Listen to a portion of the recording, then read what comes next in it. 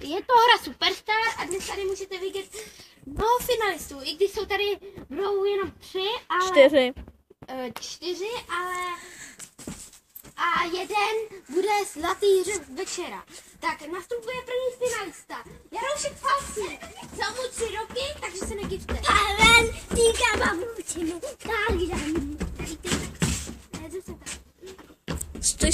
Stoj, nelítej tak. Tak běž, to snad stačí.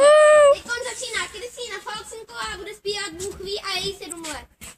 Kámen těži, andělské střílby a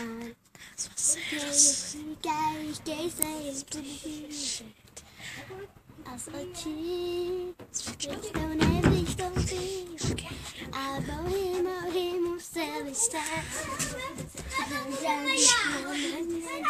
zůstali všude a Bůh slyší, Bůh ví, že chci umřít vedle tebe snáš, jsme odhalení. Bůh ví, že ty schody, co jdou z nebe kámy, tvým obojením. A další finalistou bude Veronika Báčová. Pane bože.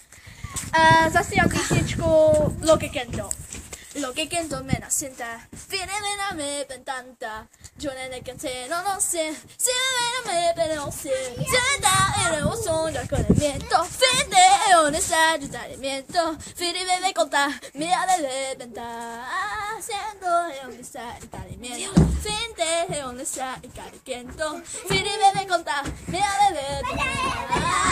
A já to neznáme, že konec. A teď Sam Koucký. A jeho zvláštní holoubek. I můj.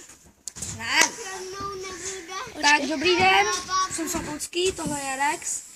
Je to holub domácí, je mu zhruba 2 měsíce a 16 dní. Nemá ještě peří tady? Nemá ještě peří, jestli vidíte. Je to zvláštní holub. Je to ještě mládě. Teď se mládě už by nemohlo by lítat, protože od 4 měsíců umí lítat, ale teď to už umí nějak dřív lítat. Což je docela zvláštní. A teď to bude až ve velký poštovní holub. Jestli vidíte rozpětí křídel, vám ukážu. Rozpětí křídel. Má teďka prdel tady, tam na 13. Otoč se. S ním. Ne. Otoč se nazpátek. A jinak je to dobrý holub.